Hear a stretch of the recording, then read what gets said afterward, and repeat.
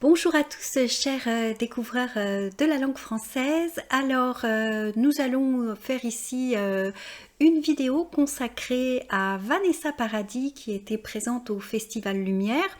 Vous savez que j'ai couvert ce festival dans le cadre de notre magazine French Discoveries Magazine et je me suis demandé comment je pourrais utiliser quelques extraits de cette masterclass. L'ensemble de la masterclass est bien sûr accessible auprès du Festival Lumière. Je vais vous mettre les références en description de cette vidéo. Et je me suis demandé comment je pourrais vous partager ce moment tout en gardant l'ADN de notre chaîne qui est quand même d'apprendre le français. Eh bien, tout simplement, on va dans cette vidéo présenter Vanessa Paradis pour ceux qui ne la connaîtraient pas et nous pourrons ensuite faire quelques petits exercices de conjugaison et voir aussi si vous avez compris ce que j'ai dit sur le parcours de cette grande artiste. Et puis pour un niveau un petit peu plus avancé, vous pouvez travailler sur les extraits donc qui sont sous forme de podcast mais avec aussi d'agréables photographies. Je tenais d'ailleurs à remercier les responsables du Festival Lumière de m'avoir gracieusement donné les photos pour que je puisse illustrer mes articles et mes vidéos. Je les remercie et je mets bien sûr les crédits des personnes qui ont donc pris ces photos en description et également dans la vidéo. Donc voilà un petit peu notre intérêt. Le but c'est de vous partager le témoignage d'une grande artiste française. Elle va se rappeler de certains de ses souvenirs, notamment ses collaborations avec Jeanne Moreau, mais aussi avec Alain Delon et Jean-Paul Belmondo. Et puis donc elle a fait cette rencontre au Pâté Bellecour dans le cadre du Festival Lumière et c'était l'occasion de découvrir une personne attachante et qui a aussi beaucoup d'anecdotes sur le monde du cinéma. Donc je pense que cette vidéo plaira aux fans de Vanessa Paradis et pour le public de notre chaîne qui apprennent le français, ce sera l'occasion de faire des exercices et je vais comme d'habitude créer un document pédagogique pour que sur notre site internet French Discoveries vous trouviez des exercices pour les personnes qui bien évidemment souhaitent apprendre le français. Nous terminerons au sujet du Festival Lumière avec une autre vidéo qui sera consacrée au discours de Vincent Lindon et à l'hommage qu'a rendu Anthony Delon à son père. J'en profiterai donc pour faire une vidéo qui sera sur la fermeture, la clôture du Festival Lumière, que je remercie encore une fois de m'avoir invité et je remercie donc les personnes en charge de m'avoir donné l'opportunité d'assister à ces événements et donc c'est la moindre des choses que je vous les partage, tout en ayant toujours cette envie que ce soit en relation avec notre site internet et avec notre chaîne YouTube qui est une chaîne dédiée à l'apprentissage du français et à quelques reportages de partage de tout ce qui est culture française, mais bien évidemment nous ne sommes pas une chaîne people ni une chaîne de ragots, donc nous nous permettons de partager quelques extraits, quelques expériences sur le domaine, mais je rappelle pour toutes les personnes qui m'envoient des messages, nous sommes une chaîne à destination des personnes qui apprennent le français et qui sont curieuses autour de la culture française. Si vous n'êtes pas abonné, je vous invite à vous abonner et à activer les notifications. C'est très important pour nous parce que ça permet d'être davantage connu et d'être davantage visible sur la chaîne YouTube. Voilà, j'espère que vous passerez un agréable moment. Moi, j'ai passé un agréable moment en compagnie de Vanessa Paradis lors de cette rencontre avec le public et je remercie encore une fois le Festival Lumière et je remercie aussi la communauté de cette chaîne pour leur curiosité et leur bienveillance et donc n'hésitez pas lorsque l'outil pédagogique sera préparé en relation avec cette vidéo, donc plutôt de type compréhension orale et un petit peu de conjugaison, n'hésitez pas à faire les exercices avec corrigés qui seront donc présenter sur notre site internet French Discoveries. Bonne écoute et à très bientôt. Alors, pour ceux qui ne connaissent pas Vanessa Paradis, c'est une chanteuse, actrice et mannequin française née le 22 décembre 1972 qui a notamment collaboré en musique avec des noms très prestigieux comme Serge Gainsbourg, Lenny Kravitz et d'autres personnes comme Benjamin Biolay et qui a également participé dans de nombreux films à mettre en scène et à incarner des personnages vraiment très différents, que ce soit la jeune femme rebelle dans le film Elisa ou que ce soit par exemple la jeune femme également lycéenne dans Noces blanches, l'un de ses premiers rôles, ou que ce soit plus récemment des rôles comme dans L'arnaqueur ou des rôles un petit peu plus difficile comme celui d'une maman d'un enfant autiste dans le film de Jean-Marc Vallée, Café de Flore. Elle a eu vraiment une filmographie très intéressante, n'hésitant pas à prendre des risques et à jouer également dans des rôles parfois très originaux. Lors de sa venue au Festival Lumière 2024, c'était la première fois qu'elle participait officiellement à ce festival, elle est revenue sur certaines de ses collaborations et elle a accepté de répondre aux questions du public. Dans ce podcast, vous allez donc entendre des extraits de ses réponses sur certains sujets et pour avoir accès à l'ensemble de cette masterclass, je vous invite à aller vous rapprocher du Festival Lumière qui détient bien sûr l'intégralité de l'enregistrement et qui m'a donné très gentiment les photographies pour illustrer mon travail.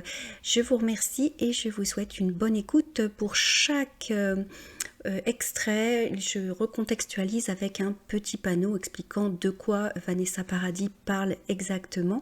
Ça, c'est pour les personnes qui apprennent le français, qui ne sont pas forcément des fans, parce que bien évidemment, je pense que pour tous les fans, ils vont réussir à se repérer dans les réponses qu'elle donne. Alors elle a également été ambassadrice du groupe Chanel et notamment tout le monde se souvient aussi de la campagne où elle était en oiseau de paradis avec un costume qui représentait un oiseau dans une cage. Et elle s'est présentée au Pâté Bellecour à Lyon pour répondre aux questions et notamment aussi à sa collaboration avec son mari Samuel Benchetrit avec qui elle a tourné et joué au théâtre. Elle s'est présentée de manière très très simple, vêtue d'un jean et d'un magnifique chemisier rose. Elle a toujours cette grâce juvénile. En fait, on pourrait dire que Vanessa Paradis est intemporelle et ce qu'elle raconte est très intéressant. Donc je lui cède désormais la parole. Comment dire, on peut faire un appel du pied à des réalisateurs et des réalisatrices, s'ils veulent pas de vous, ils veulent pas de vous. Donc ça, en fait, ça dépend de qui vous appelle. Donc, vous voyez ce que je veux dire. Totalement. Et après, effectivement, on fait un choix. Mais moi, j'ai choisi, j'ai choisi l'histoire et l'humain. Et après, c'est bien sûr qu'il y a des différences que d'être dirigé par une femme que par un homme. En fait, je sais pas, il y a je sais même pas si je pourrais expliquer cette différence, mais il y a des choses qui sont, il y a quelque chose de différent dans l'énergie. Je sais pas, l'énergie, le fait de, comme je sais pas, quand c'est une femme qui me dirige, d'être des femmes, il y a des choses qui se passent de commentaires, on vit dans le même genre de corps, C'est important, hein. Non, mais voilà. Mais je peux pas dire que c'est mieux ou moins bien, en fait. Non, c'est pas ça, c'est pas l'idée. L'idée pour moi, c'est de dire, voilà, oui. Profitons de toutes les opportunités différentes qu'on peut avoir. Mais c'est vrai que, maintenant, on est archi dans le girl power depuis quelques années et c'est tant mieux. Mais c'est vrai que, par exemple, justement, sur le film de Cornouailles, d'Anne Lenny, c'était une femme qui était la pointe. Enfin, dès que je voyais des femmes dans l'équipe à des gros postes, je disais ouais, c'est super et tout. Mais bon, c'était il y a longtemps quand c'était plus rare. Maintenant, c'est super. Il fallait que ce soit un peu volontariste pour que quelque chose s'ouvre. Oui, C'est-à-dire qu'il y ait ce partage sur un territoire qui, par ailleurs, est le territoire de la création. C'est-à-dire qu'il est très, très, très vaste et qu'il y a la place pour tout le monde. C'était un peu ça l'idée à cette époque-là qui perdure là, mais qui commence quand même un peu à s'ouvrir vraiment. C'est-à-dire qu'il y a de plus en plus de femmes réalisatrices et c'est très bien comme ça. Et ce qui est beau, c'est que c'est le talent qui amène ça et pas l'obligation et les lois, parce que ça, tant mieux, les lois sont faites pour nous protéger et heureusement qu'elles sont là. Mais toutes ces femmes dont on parle, c'est des femmes extrêmement talentueuses. Donc après, on peut oublier même que ce sont au bout du compte, c'est des réalisatrices. Voilà, mais au bout du compte, c'est le film qui compte. C'est-à-dire que si tu n'es pas là, réalisatrice ou réalisateur, on n'aura rien à voir, ça n'ira pas du tout. Et donc, elle n'a pas peur d'être, parfois elle est méchante, oui, c'est un personnage qui peut être agressif. Elle est très agressive, et d'ailleurs, c'était, comment dire, enfin, c'était quelque chose à jouer ce personnage, hein. Ça faisait mal. Je pense que sur l'énergie, ça devait être... Ouais. Mais quelle chance de jouer un film de Yann Gonzalez, quoi. Il est, parce que c'est vrai, ces films sont, comme vous les avez décrits, mais ils sont aussi, tellement oniriques et tellement, ça parle toujours tellement d'amour. Ce film, Le couteau dans le cœur, il est... Comme le titre. Voilà, exactement. Ouais, exactement. C'est un film, il y a mon personnage, mais il y a plein d'autres personnages, et en fait, plus tard, en réfléchissant à ce film, on se rend compte qu'ils sont tous à la recherche d'être aimés et d'aimer. Et alors ça me tue, ça me bouleverse. Ouais. Et puis, je sais pas, enfin, Yann, c'était vraiment fabuleux. Enfin, en fait, il donne tellement artistiquement à ses équipes, chaque poste, les décors, les costumes, le maquillage, ils ont tellement tous une partie à jouer parce que c'est effectivement, comme vous l'avez dit, très haut en couleur. Donc, il y a, enfin, je sais pas, tout le monde est passionné sur le plateau, et puis lui, il lâche rien, il réfléchit tout le temps. Il est gentil, très très gentil, et en même temps, il sait exactement ce qu'il veut. Je sais pas, c'est quelque chose de merveilleux de faire partie de son tournage. On espère qu'on va en faire un autre bientôt. Oui, non, autant j'ai un petit peu effleuré le côté dur. On n'a pas encore parlé du Café de Fleurs. On va en parler. On va en parler, j'espère. Ah oui, absolument. Alors, il y avait un petit peu de ça dans le Café de Fleurs. Oui. Mais dans le couteau dans le cœur, c'était encore pire, parce qu'en fait, pour ceux qui connaissent pas ce film, c'est sa femme, elle est productrice de porno gay dans les années 70, donc voilà. Et sa femme, au début du film, la quitte. Donc elle n'accepte pas du tout. Du tout. Elle est prête elle est productrice et réalisatrice, donc elle mène ses plateaux, elle mène toutes ces bandes de garçons et tout.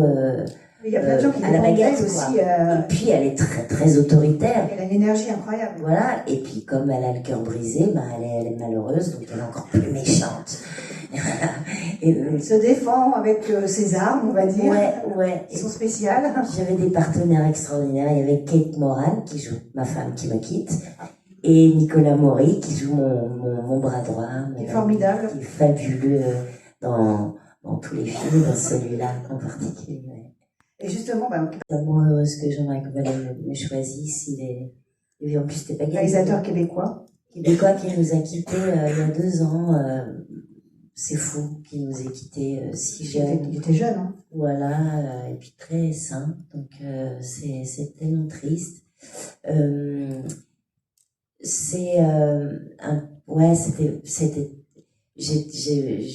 est venu en France rencontrer plusieurs actrices françaises. Donc j'étais tellement heureuse qu'il me choisisse parce qu'il avait du choix. Il y en a des super, vraiment. Donc mais j'avais vu Crazy. son film Crazy, j'étais dingue de ce film. Et puis, j'avais pas lu le scénario de Café Flore, on me l'avait pas donné encore, parce qu'il fallait qu'il me choisisse, donc il m'a choisi. C'est-à-dire que vous l'avez d'abord rencontré, vous n'avez pas passé d'essai ni quoi que ce soit, vous l'avez rencontré, on a discuté. Et vous avez discuté, d'accord. On a discuté. Et d'ailleurs, je l'avais fâché parce que j'étais arrivée en retard, parce que j'avais un de mes enfants qui était malade et qui vomissait. Donc j'allais pas le laisser mon enfant. Voilà, donc je suis arrivée en retard. Donc je suis arrivée, il était pas content du tout, il était très désagréable, je me suis dit. Et donc moi j'ai fait mes zéro séduction, vraiment quoi. En fait, il m'énervait de pas être content, je lui ai expliqué mon problème. Et donc je pense que c'est comme ça, c'est pour ça que j'ai eu le rôle, je pense, parce que il y avait zéro, j'ai joué les scènes avant. Je sais pas, j'ai fait zéro effort en fait, puisqu'il m'a un peu agressée d'entrée. Et je me suis défendue. Donc, je pense que c'est grâce au vomi de mon enfant. On se remercie. Oui, tu vois. Mais en tout cas, après, ça a été une telle belle préparation et un sublime tournage. Et pour arriver à trouver la voix de mon personnage, parce que c'est très spécial le travail sur la voix. Ben parce que Jean-Marc voulait, en fait, donc c'est une femme qui élève son enfant seule. Oui. Et donc qui doit avoir aussi une part d'autorité et de masculinité. Et j'avais du mal à le trouver. Puis en fait, je me suis mise en travaillant avec Jean-Marc à le limiter. Il me disait le texte. Lui, bon, alors il a un accent québécois. J'ai enlevé l'accent. Oui, c'est très bizarre, surtout que le film se passe à Paris. Voilà. Il y a une partie au Québec. Absolument, il y a une partie. Mais pas la mienne. Pas la vôtre. Oui. C'est Paris, quoi. Voilà. Paris, années 60. Voilà. Et donc, c'était génial le jour où on a trouvé ça tous les deux, où, en fait, il disait le texte, je l'écoutais musicalement, et c'est là où mon oreille musicale me sert. Et donc, et c'est comme ça que j'ai réussi à gommer à gommer peut-être la douceur que j'ai et de mettre quelque chose de plus autoritaire et de plus masculin. Et puis alors il m'a foncé les cheveux et il voulait pas de maquillage, il y avait rien, j'avais pas de maquillage, donc bon, ça a joué vachement. Et puis mon partenaire Marin Gérier, mon partenaire qui est un enfant, un petit garçon trisomique qui avait 10 ans à l'époque. Un petit garçon exceptionnel, tellement drôle. Et on s'est, tous les trois, Jean-Marc, Marin et moi, on était fous les uns des autres, en fait. Et puis c'était extra, bon, après, dans la condition de Marin, d'être trisomique, il y a un manque de concentration. Donc, il y avait beaucoup d'improvisation dans ce film. Et autant d'improvisation pour les acteurs que pour la technique. Et heureusement, le chef-op caméraman tournait avec une caméra accrochée à comme une douche, là. Donc, bref, il est mobile. Et heureusement, parce qu'on disait parfois à Marin, tu rentres et tu vas à droite. Et puis, il faisait exprès parce qu'il était taquin. Il allait à gauche. Et là, il y avait Jean-Marc qui attrapait son équipe. Il tournait tout le monde et hop. Et on se mettait à tourner ailleurs. Et puis vas-y, il fallait jouer. Et c'était fou. Comme Jean-Marc était aussi, fort à diriger son équipe technique que nous, les acteurs. Et puis, il était tellement rempli d'émotions. Alors, il faut dire, le pauvre, il a perdu sa maman pendant le tournage québécois qui se passait avant le nôtre. Après, il est arrivé à Paris et il me disait, j'ai pas le temps de vivre mon deuil. J'ai mon film à faire. Et puis, quand on a terminé le film, d'ailleurs, il m'a dit, c'est bon, maintenant, je vais aller vivre mon deuil. Et puis, moi, je jouais une mère qui portait le nom de sa mère dans le film. Et donc, à chaque fois que Jean-Marc me dirigeait, il avait le visage tellement bouleversé qu'il fallait au moins que je fasse aussi bien que lui, par très, très, très haute. Mais c'était génial, c'était extraordinaire, ce tournage, et c'était court. J'aurais aimé, d'ailleurs, on s'était donné rendez-vous aussi pour se retrouver, parce que c'était trop court la première fois. Oui, c'est un de vos plus beaux rôles, hein. C'est très très beau, et la complicité que vous avez, le lien, même on peut le dire, vous avez avec l'enfant, la façon dont presque vous lui chuchotez des choses, il y a une scène avec un dialogue où ils sont les deux dans un lit, et puis vous lui dites que c'est bon, là ça va pas, hein, et que lui il se bat aussi, il résiste. Toutes ces scènes-là, c'est quand même, je pense à tourner, ça doit être assez magnifique parce qu'il se passe quand même, il se passe quelque chose. C'est pas seulement, c'est pour le cinéma bien sûr, mais je pense que vous vivez quelque chose. Ah oui, et puis, comment dire, en fait, c'est la rencontre avec ses partenaires, c'est toujours énorme. Mais là, quand il s'agit d'un enfant, et qui plus est un enfant trisomique, c'était vraiment très, très, très particulier. Mais à partir du moment où on s'est capté, c'était tellement fort. C'était intense, mais beau, intense, quoi. Vous avez approché, fait un peu de danse, on va dire, de temps en temps, mais pas vraiment jamais une comédie musicale. Est-ce que c'est quelque chose que vous aimeriez faire un jour, par exemple? Ça a toujours été un rêve. Je sais pas pourquoi je ne m'y suis pas attelée. J'ai fait d'autres choses en attendant, mais c'est vrai que c'est le rêve. Le rêve. Parce que, oui, j'ai déjà même chanté dans certains films, mais ouais, chanter, danser, jouer dans un beau film, ça serait le rêve. Il faut que je me dépêche avant d'avoir mais il est loin d'être trop tard. Et tout. Alors, votre phénoménographie est très intéressante parce qu'il y a quand même pas mal de genres. Vous abordez beaucoup de genres, vous abordez aussi beaucoup la comédie et différents genres à travers la comédie. Et je voulais savoir qu'est-ce qui détermine chez vous le choix de vous engager sur telle ou telle histoire, sur tel ou tel film. Alors, je suppose que c'est sans doute des raisons multiples, mais comment vous approchez déjà une proposition qu'on vous fait? Une histoire qu'on a envie de jouer, qu'on a envie de vivre. Et puis, c'est les réalisateurs et les réalisatrices c'est à eux à qui on donne notre confiance. Il n'y a que comme ça qu'on peut être une bonne interprète pour un réalisateur ou une réalisatrice, c'est d'être à eux, d'être à leur histoire, de leur faire confiance, de ne pas avoir peur ou honte et de faire de faire des choses qu'on ne fait pas dans la vie. C'est aussi pour ça qu'on est acteur. Oui, vous êtes rentré dans beaucoup d'univers, des univers très, très particuliers, on va développer ça, mais aussi des choses, on va dire, très populaires, l'un n'empêche pas l'autre d'ailleurs. Là, il y a L'Arnaqueur qui est projeté, qui est une vraie réussite, parce que réussir une comédie populaire, c'est très difficile. Je voulais savoir quel souvenir vous gardez de ce film avec Romain Duris, de ce film où vous dansez aussi, vous refaites la chorégraphie de Dirty Dancing, c'est quand même pas rien. Et c'est un de vos plus gros succès. Donc, qu'est-ce qui vous a fait accepter cette histoire? C'était un bon scénario qui a été travaillé, retravaillé. C'est vrai que les acteurs, on n'a pas participé à l'écriture, mais on a donné notre avis pour dire les choses. Mais c'était vraiment une super histoire. Et c'était le premier film de Pascal Chaumeil, même s'il avait beaucoup travaillé à la télévision. Et puis le casting de ce film, parce que vous avez dit Romain Duris, mais il y a François Damiens et Julie Ferrier. Donc comment vous dire, les souvenirs de ce tournage, c'est beaucoup de rigolade, beaucoup de fou rire. Enfin, c'était un tournage merveilleux, bien qu'on a énormément travaillé. La scène de la danse, on l'a beaucoup répété, beaucoup travaillé.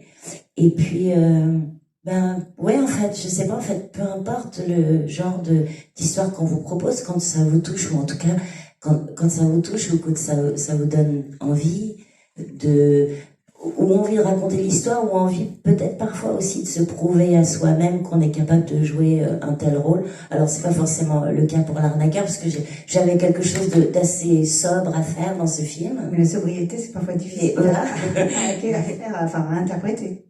Oui, non, c'est vrai, mais c'est vrai que c'est une comédie populaire, mais avec, alors, aujourd'hui, enfin, François Damiens, à l'époque, n'était pas François Damiens, encore.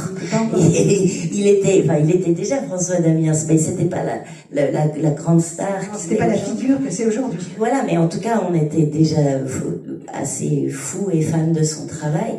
Et c'est vrai que c'était un casting très original, en fait, pour une comédie, comme celle-là. Donc c'est excitant, je pense, pour nous à jouer, et pour le public, je pense, de voir des gens qu'on n'a pas l'habitude de voir dans une comédie, pareil. Il y avait comment dire, une troupe assez hétéroclite et c'était ça qui était magnifique. Et Elena Noira aussi, j'ai oublié. Absolument. Si vous êtes intéressé par l'intégralité de la masterclass, je vous invite à vous rapprocher du Festival Lumière. En effet, j'ai été invitée pour relayer l'événement, mais je ne vais pas me permettre de poster l'intégralité, d'autant plus que nous sommes une chaîne d'apprentissage du français, donc j'espère que cette vidéo vous donnera envie d'aller découvrir le Festival Lumière et de vous rapprocher de leur site. Je mets toutes les références en description. Et je profite de cette conclusion pour vous dire qu'actuellement le Festival Lumière fait une prolongation et présente des films pour les retardataires. D'ailleurs, nous avons fait un article sur notre site internet French Discoveries.